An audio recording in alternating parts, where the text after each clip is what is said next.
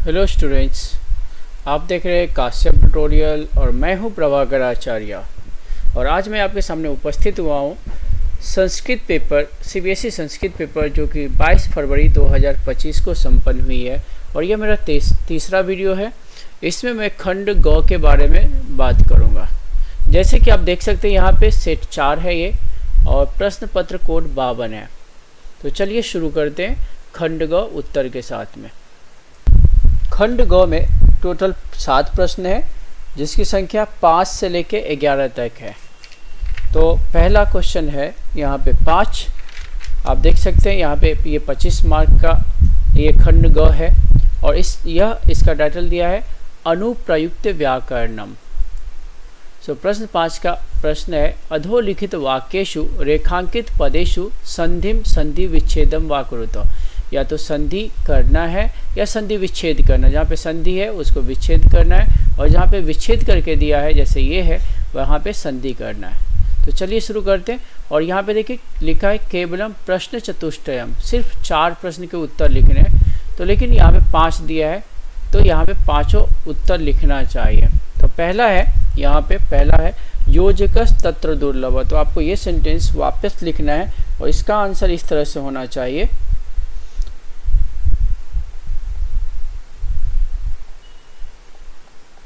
नास्ति योजकस सकार विसर्ग संधि का है ये, तत्र योजकस तत्र दुर्लभ। तो इसको अंडरलाइन करना था। तो हमारा उत्तर पहले का ये है, योजकस तत्र दुर्लभ। दूसरा है जंतुन पार्थिव रूपेण सकृतांतो न संशय। यहाँ पे वाक्य वापस लिखना है। मैं वाक्य वापस नहीं लिख रहा हूँ, और सिर्फ संधि विच्छेद वाला सब लिखता हूँ। यहाँ पे संधि विग्रह करना है, संधि विच्छेद करना है। तो इसका संधि विच्छेद आएगा कृतांतः कृतांतः अधिक न, कृतांतः अधिक न, जो कि ये वर्ड है। तीसरे का है वापस संधि करना है।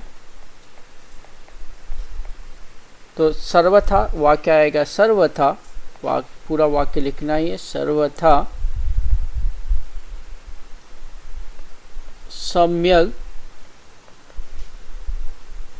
सेपरेट भी लिख सकते हैं और ज्वाइन करके भी लिख सकते हैं, सम्यक उक्तम सिंह महोदयेन, सिंह महोदयेन। ये उसका उत्तर है। और यहाँ पे संधि वाला जो वर्ड है ये। चौथा का उत्तर आएगा कृषक क्षेत्र कर्षणम कुर्वन्नासी। तो यहाँ पे सिर्फ मैं लिख रहा हूँ कृषक क्षेत्र कर्षणम, और यहाँ पे संधि विग्रह करना था। तो कुर्वन अधिक आसीत। तो हमारा उत्तर ये है, इसको अंडरलाइन करना था। पांचवा है एतयोर जननी तेनावमानिता निर्वासिता। तो यहाँ पे संधि विग्रह आएगा एतयोहो, जो कि षष्ठी द्विवचन का फॉर्म है, एतयोहो अधिक जननी। तो ये अंडरलाइन होगा तेनाव मानिता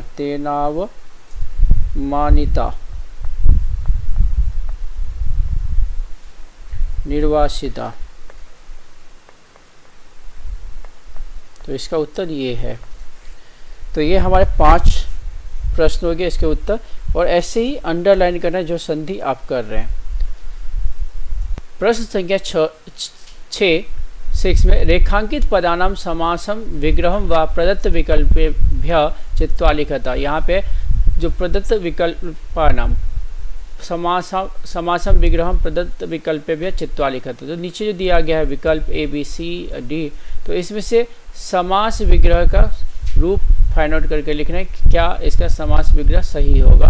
और यहाँ पे भी दिया केवलम प्रश्न चतुष्टयम, सिर्फ इसमें से 4 ही सॉल्व करने हैं और प्रत्येक प्रश्न का अंक है 1 मार्क का हर एक क्वेश्चन है और टोटल 4 करना है, लेकिन सारे प्रश्न करना चाहिए यहाँ पे। तो पहला है नास्ति किंचित निरर्थकम, तो इसका आएगा नास्ति किंचित निरर्थकम। सो निरर्थकम इसका है अर्थस्य अभावः, अर्थस्य अभाव, इसका उत्तर ये है डी निरर्थकम। दूसरा नैव जन ग्रसनम, तो जनानाम ग्रसनम, इसके सी उत्तर आएंगे। तीसरे का आएगा सर्वेषु अपत्येषु जन्य तुल्य वत्सला, तो यहाँ पे आएगा तुल्यम वत्सलम यस्याः सा, पहला वाला ए। ते तयोः एक शरीरेण दुर्बलः आसीत्, तो यहाँ पे आएगा शरीर दुर्बलः, शरीर दुर्बलः, यहाँ पे बी उसका इसका उत्तर है। सो इसका चौथे का उत्तर है तयोः एक शरीरेण दुर्बलः, तो शरीर दुर्बलः आसीत्। इसके बाद में और शरीर दुर्बल क्यों आएगा, शरीर क्योंकि ये पुल्लिंग शब्द है, आप देखें दुर्बल विशेषण शरीर दुर्बल। पांचवा है क्षत्रिय कुल पितामह्यो हो सूर्य च चंद्र च को वा भवतो हो वंशस्य कर्ता, तो इसका उत्तर है सूर्य चंद्र यो हो, बी इसका उत्तर आएगा। तो ये हमारे 5 जो छठा प्रश्न है उसका उत्तर ये 5 में से आगे, और इसमें से कोई 4 ही करना था। अब चलिए 7वें क्वेश्चन पे हम चलते हैं। प्रश्न 7 है हमारा अधोलिखित वाक्येषु रेखांकित पदानाम प्रकृति प्रत्ययो संयोज्य विभज्य व उचितम उत्तरम विकल्पेभ्य चित्वा लिखता, मतलब अधोलिखित वाक्येषु नीचे दिए वाक्यों में रेखांकित पदानाम जो अंडरलाइन वर्ड है उसका प्रकृति और प्रत्यय संयोज्य मतलब ज्वाइन करके लिखना है या फिर सेपरेट करके लिखना है, जैसे ऑप्शंस दिया है उस बेसिस पे आपको फाइंड आउट करना है। और यहाँ पे भी केवलम प्रश्न चतुष्टय, मतलब सिर्फ 4 ही प्रश्न आपको अटेम्प्ट करना है और ये 4 मार्क का है, लेकिन 5 का उत्तर मैं बताऊंगा। तो सबसे पहला है कुसुमावली समीर चालिता में वर्णीया, तो में वर्णीया, तो वर्णीया में वर्णीय अधिक टाप प्रत्यय है, तो स्त्रीलिंग में टाप प्रत्यय, तो वर्णीया फॉर्म बना इसका। दूसरा है मम पिता मह्यम एकम संस्कृतस्य मास अधिक ठक पत्रिकाम आनीतवान, तो ठक मीन्स इक होता है, तो मासिकिम इसका उत्तर आएगा। मासिकिम क्यों आएगा, मासिका क्यों नहीं, क्योंकि पत्रिकाम का ये विशेषण है, मासिकिम पत्रिकाम, तो पत्रिकाम द्वितीय एक वचन है, तो इसीलिए यहाँ पे भी आएगा मासिकिम पत्रिकाम। ठीक है, अब चलिए हम चलते 3rd पे। आकारस्य लघु अधिकत्व कार्य बाधक न भवति, तो लघुत्व, तो यहाँ पे इसका आएगा उत्तर लघुत्वम, तो यहाँ पे उत्तर है लघुत्वम, आकारस्य लघुत्वम कार्य बाधक न भवति।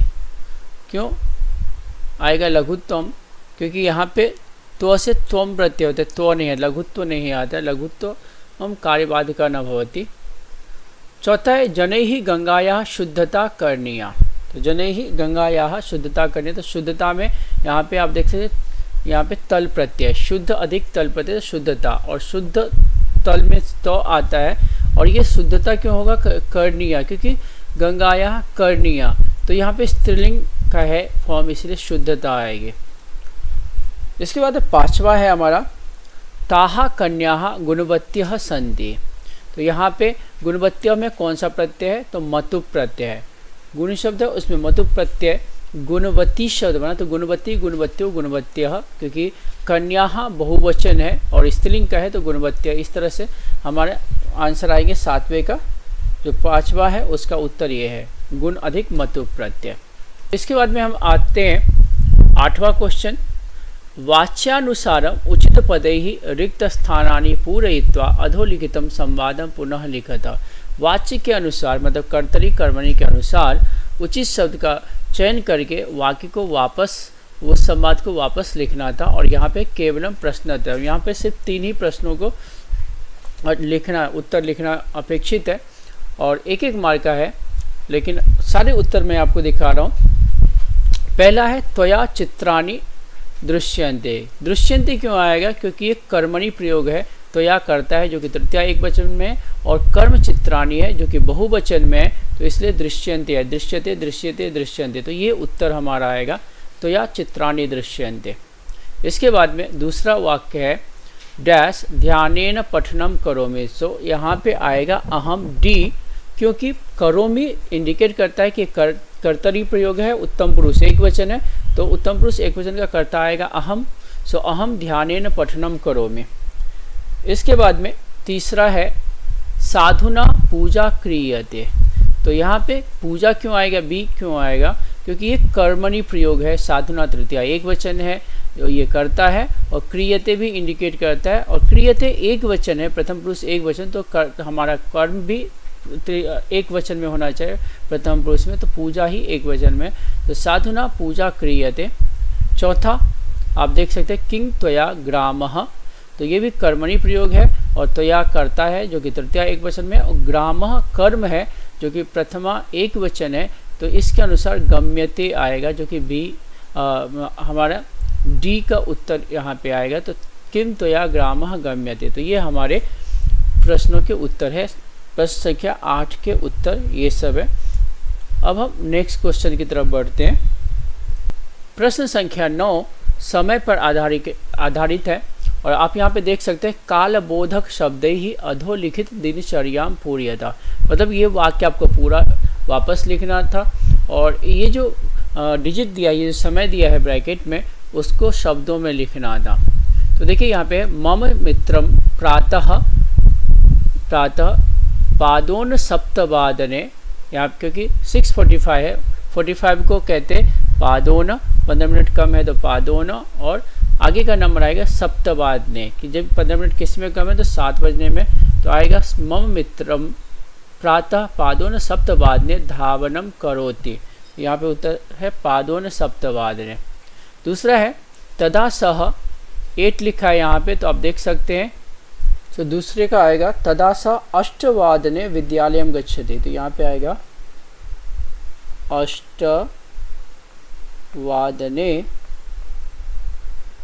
सह, तदा स 8 विद्यालयम गच्छति, ये दूसरे का उत्तर है।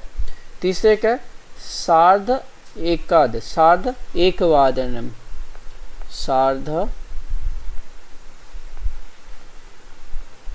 एकवादने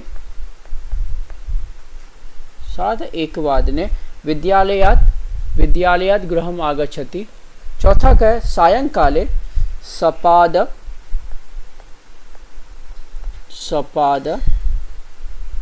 चतुर्वादने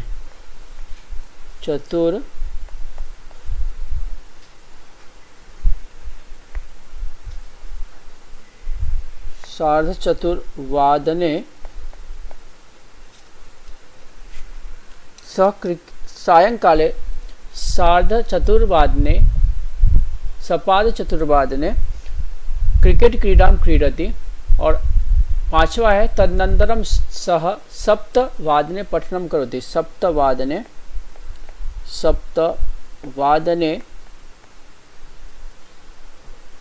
पठनम करोति। तो ये हमारे 5 उत्तर हो गए प्रश्न संख्या 8 के। तो ये हमारा उत्तर था 9वें क्वेश्चन का। अब 10वें क्वेश्चन पे हम लोग आते हैं। 10वां क्वेश्चन है हमारा, 10वां क्वेश्चन है मंजूषायाम प्रदत्तैः उचितैः अव्ययपदैः अधोलिखित वाक्येषु रिक्त स्थानानि पूरयत। तो यहाँ पे नीचे जो बॉक्स में दिया गया है अव्यय, उसको करेक्टली यूज करके वाक्य हमें वापस लिखना है प्रॉपरली यूज करके। और यहाँ पे भी दिया है केवलम प्रश्नत्रयम, इसमें से कोई 3 ही प्रश्न हमें सॉल्व करना था और 1-1 मार्क का तीनों क्वेश्चन था। तो यहाँ पे टोटल क्वेश्चन 4 है। तो पहला में आएगा तब भोजन अवकाश कदा भविष्यति। तो पहला में कदा आएगा कि क्वेश्चन दिया है, तो यहाँ पे कदा भविष्यति आएगा। तो पहले का आएगा तब भोजनम कदा भविष्यति। कदा क्यों आएगा? क्योंकि यहाँ पे प्रश्न पूछा है, तो प्रश्न के लिए हमेशा इसमें जो ऑप्शन है तो वो कदा ही सेट करता है। दूसरा है मम जीवन दिवसे जन्म दिवसे, सॉरी ये है मम जन्म दिवसे मम गृहे यज्ञम अभवत। तो मम जन्म दिवसे, तो यहाँ पे अभवत इंडिकेट करता है पास्ट टेंस। तो पास्ट टेंस के लिए यहाँ पे ह्यः, तो इसमें इसका प्रयोग होगा ह्यः मम जन्म दिवसे मम गृहे यज्ञम अभवत। चौथा है यदि सर्वे प्रयासम न करिष्यति तो तरही। तो यदि है तो इसके साथ में तरही ही सूट करते हैं, तो यहाँ पे आएगा तरही। और अंतिम है शिशु, जो अंतिम बचा शनै, तो शिशु शनै ही चलित्वा मातु समीपम आगच्छत। तो शनै ही इसका अंतिम का उत्तर है। तो शिशु शनै ही चलित्वा मातु समीपम आगच्छत। तो ये हमारे थे प्रश्न संख्या 10 के उत्तर। अब हम आते हैं 11वें क्वेश्चन पे। आप 11वें क्वेश्चन देख सकते हैं कि यहाँ पे लिखा है अधोलिखित वाक्येषु रेखांकित अशुद्ध पदाय उचित पदम चित्वा वाक्यानि पुनः लिखत केवलम प्रश्नत्रयम्। यहाँ पे भी सिर्फ 3 ही प्रश्न अटेम्प्ट करने हैं और ये 3 मार्क है। तो हर एक क्वेश्चन 1-1 मार्क का है। अब यहाँ पे अशुद्ध शब्द जो अंडरलाइन किया है उसको शुद्ध मतलब करेक्ट वर्ड चूज करके लिखना है। तो सा शोभना कन्या, यहाँ पे संति नहीं क्योंकि सा जो है एक वचन है, तो यहाँ पे अस्ति आएगा। तो हमारा उत्तर है अस्ति।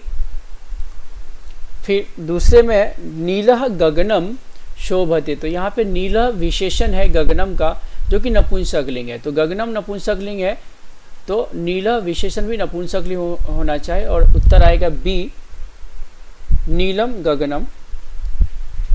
इसके बाद में तीसरा हमारा जो है ऑप्शन शाखेषु खगाः सन्ति। तो शाखेषु जो कि शाखा शब्द है, ये स्त्रीलिंग शब्द है और इसका सप्तमी एक वचन में फॉर्म आएगा शाखायाम। यहाँ पे शाखासु हो सकता है या शाखायाम, तो ऑप्शन दिया है शाखायाम। तो हमारा उत्तर ये सही है, यहाँ पे शाखायाम खगाः सन्ति। चौथा है पिता पुत्राय स्नेहयति। तो यहाँ पे पुत्राय अंडरलाइन किया है और ये चतुर्थी विभक्ति का फॉर्म है जो कि गलत है। स्नेहयति के लिए हमें सप्तमी विभक्ति चाहिए क्योंकि उपपद विभक्ति के अनुसार ये चतुर्थी विभक्ति में होना चाहिए जिसके साथ में हम स्नेह करते, जिसको हम स्नेह करते। तो सप्तमी विभक्ति है सी पुत्रे। तो ये हमारा उत्तर आएगा पिता पुत्रे स्नेहयति। हमारा उत्तर आएगा पिता पुत्रे स्नेहयति। तो ये हमारा उत्तर है और इसको अंडरलाइन करना। तो ये सारे वाक्य में होना चाहिए। वैसे ये भी आपने इस तरह से भी लिखा है तो भी करेक्ट है। तो ये हमारा था खंड ग। अब हम खंड घ के बारे में बात करेंगे अगले वीडियो में। सो अगर आपका उत्तर इस तरह से है तो आपने ऐसे लिखा है तो आपको डेफिनेटली इसमें फुल 25 में से 25 मार्क आ सकते हैं। अन्यथा आपके स्पेलिंग मिस्टेक्स या ऑप्शन के बेसिस पे आपको मार्क्स मिलेगा। तो इसी तरह से आप देखते रहिए और अपने दोस्तों के साथ में भी शेयर कीजिए। और खंड घ बहुत जल्दी मैं अपलोड करने वाला हूँ, वहाँ पे हम डिस्कस करेंगे जो रिमेनिंग पठित अवबोधनम है, जो पढ़े हुए चैप्टर है, लेसन है, उसमें से क्वेश्चंस आए हैं उसके बारे में।